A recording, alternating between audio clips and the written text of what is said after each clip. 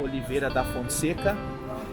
And according to him, the reason for this design, this pyramid design, is because he was inspired on a Mexican Maya pyramid to design the cathedral.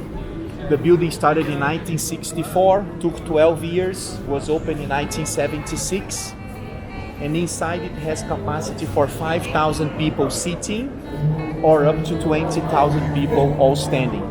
It's big. Inside it's very impressive because of the 4 big stained glasses, especially on a bright sunny day like today.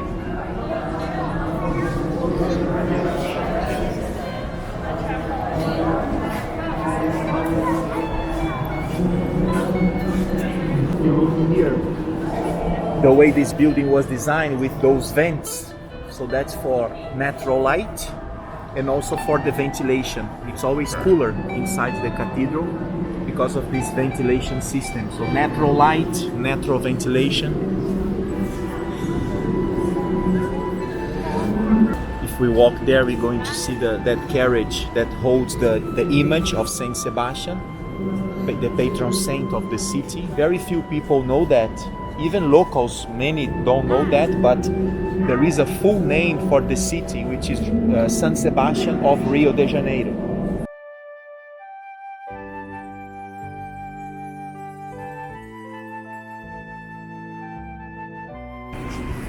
Every January 20th is the day of Saint Sebastian. It's a holiday here in the city of Rio. And then they make big services all day long, and in the afternoon this carriage and Saint Sebastian goes out on a big procession around here.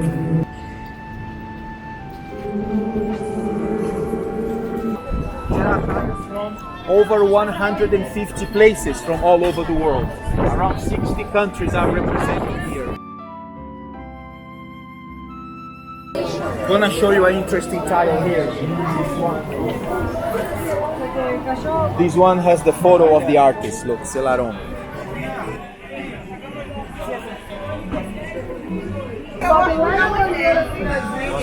Over here there is Florida. And then, as I told you, Celaron, he was a painter. So this mural here was painted by him. Celaron had 2 obsessions in his paintings. One, he liked to paint self-portraits. So this is a self-portrait of him. Celaron, Chilean painter. But his main obsession was pregnant people.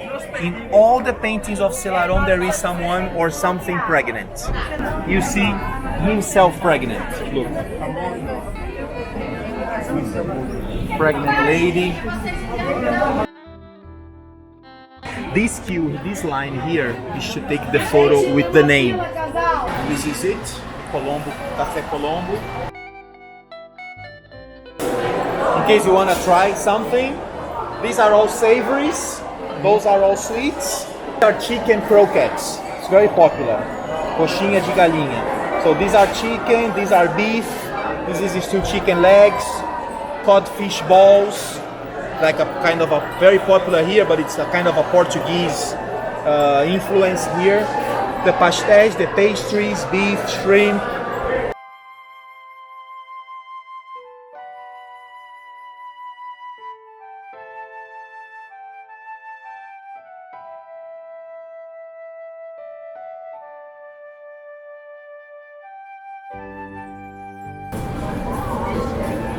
Brazil is very famous for mining as well, so these gemstones are very popular here as well. From here there is the best view of Copacabana.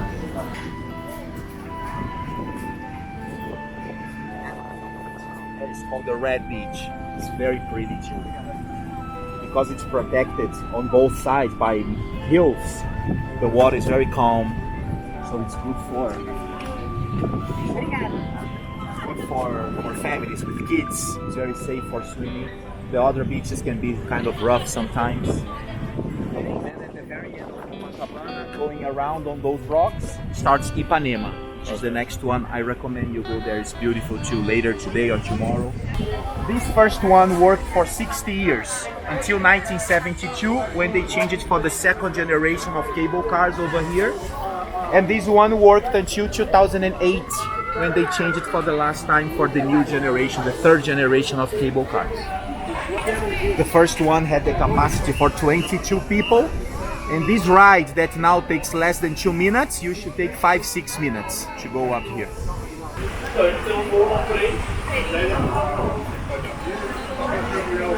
You see the Botafogo beach over there, the neighborhood we just drove by. Christ statue is up there now.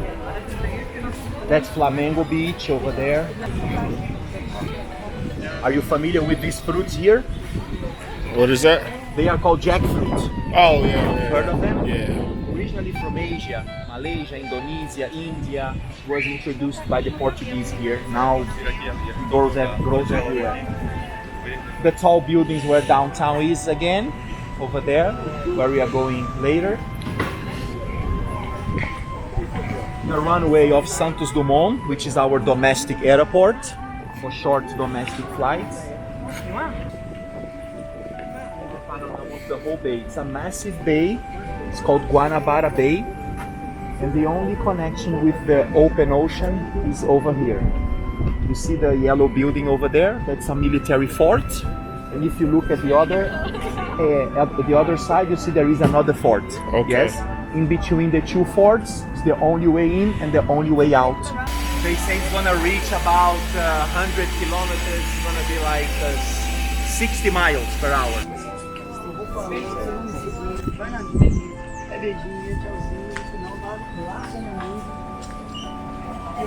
Here you see the northern part of Rio.